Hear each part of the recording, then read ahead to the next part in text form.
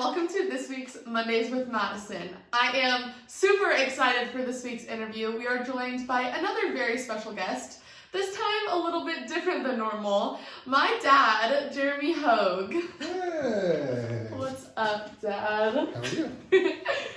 So this week we are going to talk about his former USC football career and his professional life beyond that, and how he has still been involved in the sports world, continuing his career. So stay tuned, because this one is going to be awesome.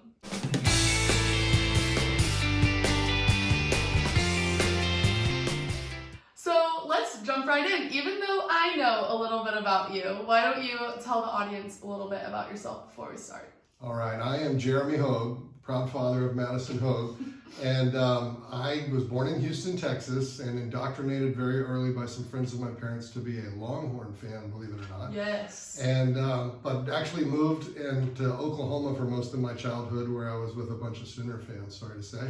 And then moved out to California in the middle of my 8th grade year, played all my sports in high school out here in California, ended up playing football at USC, then went to law school and started in business and some other things, which I'm sure we'll get into. Yes, we will.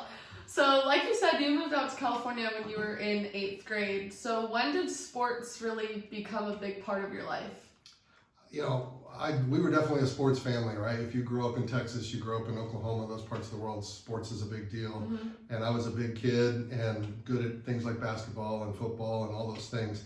But I never really thought about, you know, wow, I could play in college, or I could go beyond, you know, just playing, you know, youth sports, until I got to California and met some great coaches, other families that were very influential in my life, and started, you know, played basketball all the way through high school, played football all the way through high school, and just always loved it, right? It was always my number one passion. Mm-hmm.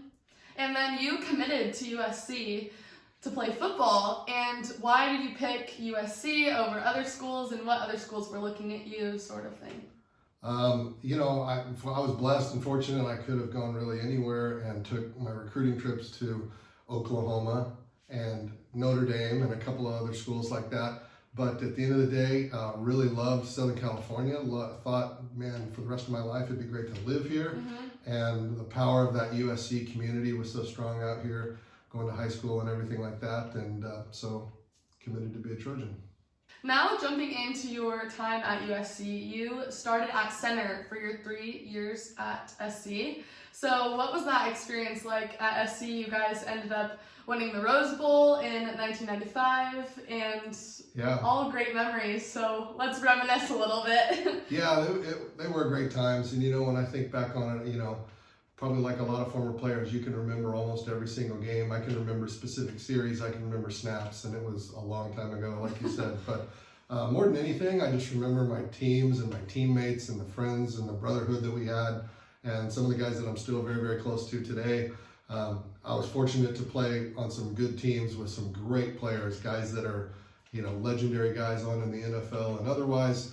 But even some of the guys that weren't necessarily great players, but guys that were just great friends of mine. You know, those things are what you remember the most. And it was fun to do that at a big school with a big stage like USC, and go to the Rose Bowl and have some of those experiences. They were phenomenal. Mm-hmm. At SC, you were a 2-time academic All-American, and you graduated in 3 years while being the #1 in your class at SC. So were academics always important to you, and how have they played a role in your life? You know, it's sort of strange, because when I grew up, I was just good at school, and I ended up taking a lot of pride in it. My parents always told me, you know, you got to do the best you can in everything you do, and you know, you're a smart kid, our expectations are really high. But they really didn't, like, I remember report cards would come to the house as a kid and they wouldn't even open them. So it was never like a really big deal on a weekly basis where they were pushing me. Mm-hmm. But whatever it was, they sort of just raised me with this sort of pride in how I was doing in school. And I always took it very, very seriously.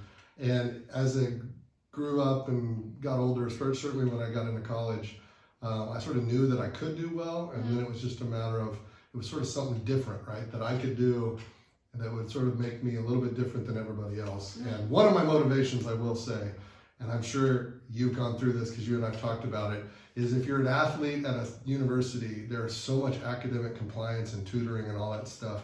and that existed back when I played as well. And I was at USC, and my first semester, I had to put in so many study hall hours, and I absolutely hated it. So I made a deal with my coach. I said, if I get straight A's this semester, tell me I'll never have to go to study hall again, and you'll never have to worry about me. And he said, deal. And so I got straight A's and never had to do that again, which that was part of my motivation. So. And continuing on the football topic, you were in the All-Star game for your senior year and projected to be a high draft pick in the NFL, but you chose to forego the NFL and go to Harvard for law school. So what went into making that decision ultimately to skip out on the NFL and focus on? First and foremost, it's probably because I'm just very different, and I wouldn't necessarily suggest that for everybody, but I'm just I sort of carve my own path and tend to go my own way, and that's just part of what makes me tick. But I will also say that, you know, if you think about, if I were projected to be a draft pick now the way it was back in 1996, in the draft that I would have been a part of,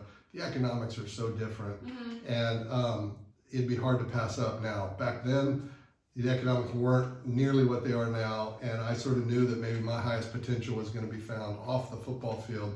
And so I was ready to just sort of get on with that other part of my life and not be 29, 30, 31 years old and then having to go back and start all over again.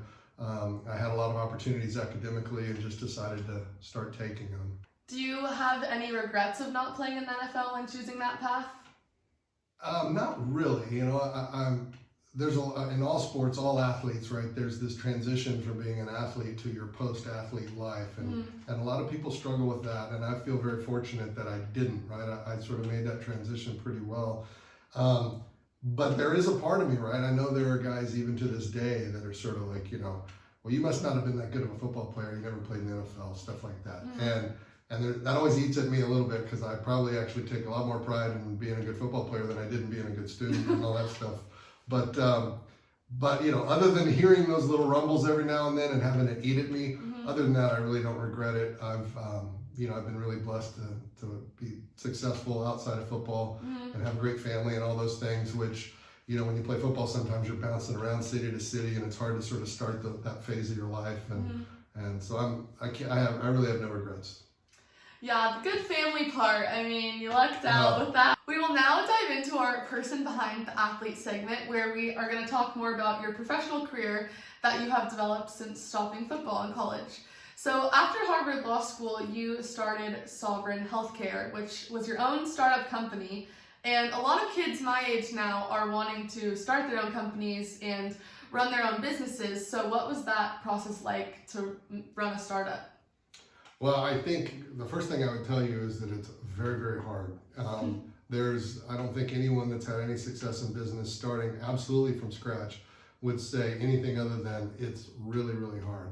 The hours that you put in, the time commitment, all those things, it almost surpasses anything you did as an athlete, where sometimes as an athlete, you've got natural talent and things that certain things come easy.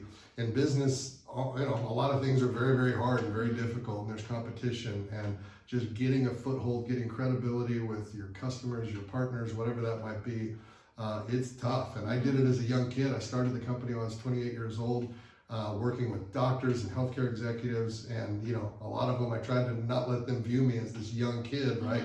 And getting that credibility and getting those first few projects under our belt was critical and important. And as soon as we sort of passed that threshold, right, and you're persistent enough to stick with it and not give up along that path, then all of a sudden that success starts flowing, and it's been great. And I mean, I would encourage anyone that has that bug to be an entrepreneur to do it. It's incredibly rewarding. That autonomy, being able to sort of run your own show, is amazing. But it's a lot of work, and if you grow it and you're successful, then you got a lot of people depending on you too, employees and team and all that. But I wouldn't do it any other way for me.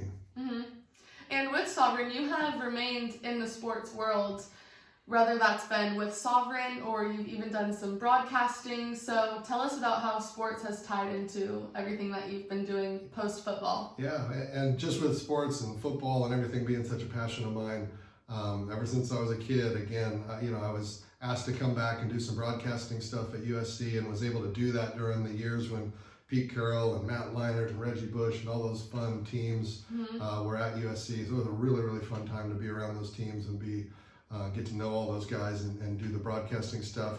And then, later getting introduced through some USC people like Ronnie Lott and others that asked me to come in and help the Pro Football Hall of Fame on a project that we're doing right now. That's really, really rewarding and fulfilling. Just sort of giving back to the guys that help build the game and try to take care of some of those guys as they get older and have the health issues that they're having. So it's just sort of great to keep that connection to the sport, because the sport was great to me, taught me so much, and it's great to give back. Like you just mentioned, the Pro Football Hall of Fame, you recently started this program called Hall of Fame Health, which is going to give healthcare to a ton of these Hall of Famers and former football players. So tell us about the inspiration behind that and how that kind of kick-started. Yeah, it was really the vision of a guy named David Baker, who's the current CEO of the Pro Football Hall of Fame, and some of the Hall of Famers that are close to him, guys like Ronnie Lott, Warren Moon, Anthony Munoz, Dan Fouts, Mike Haynes, I could name these names. They were really sort of looking at the Hall and saying, can the Hall of Fame do more for all the former players? Not just for Hall of Famers, but all the guys that ever played the game, that when they're done, they sort of get left behind in a lot of ways when it comes to their health care. And there's not insurance provided for them. There's not a lot of benefits. And so, where can they turn? And so we looked at that project for about a year and sort of planning it out and launched it earlier in 2020. And it's been really, really well received. And again, it's just really, really rewarding when you see some of these guys that are a little bit down on their luck, or maybe they're having hard times because of healthcare issues, to be able to come in and really change somebody's life for the better and make that impact for guys that really gave themselves to the game. It's very, very rewarding for me and my team that gets to do that. Especially as someone who's looked up to a lot of these players growing up, I bet that's, like you said, super rewarding to get to help them and give back to the game. Yeah, well, I mean, I'm not starstruck very often around the game of football because I played at a high level and I've got a lot of friends, and that's great. But there are a couple when you're talking about guys in the Pro Football Hall of Fame, there's a couple of those guys in the room that were sort of my childhood idols, and it's hard not to just sort of grin and ask someone for a picture every now and then, because it's pretty cool. And then what would the one lesson you would say sport taught you as an old guy, and what words of wisdom would you give to So first of all, you call me an old guy, right? I'm just wondering how you ran out of friends to where you have to interview me right now for your segment, Mondays with Madison. Okay, what now? What was the question? So tell us, what was the lesson that you think sport taught you the most, and what advice would you give to my generation? So I would say probably two things. Those are two different questions. I think the thing that sports teaches more than anything else, I think, is that ability to push through and learn more about yourself and your own sort of limits and capabilities than you think you have. I think people are often limited by their own expectations of what they can do. And sometimes that vision's too narrow, and they can do a lot more than they think.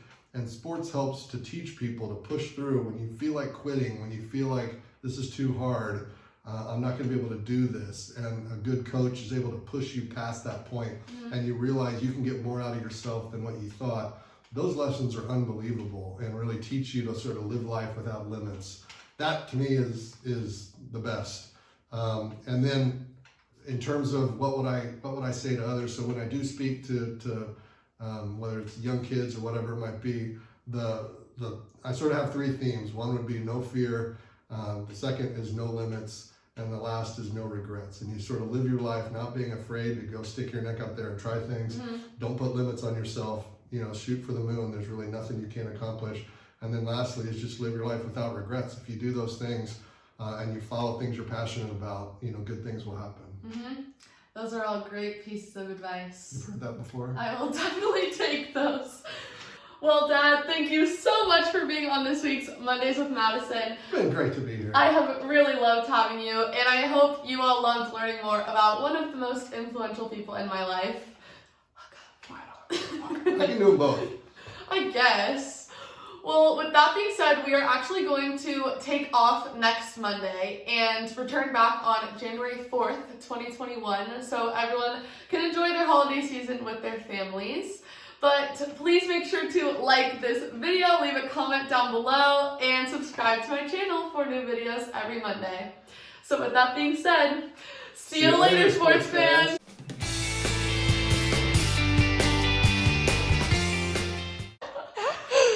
Sorry, I had it, that was really funny. I didn't really hear anything you just said.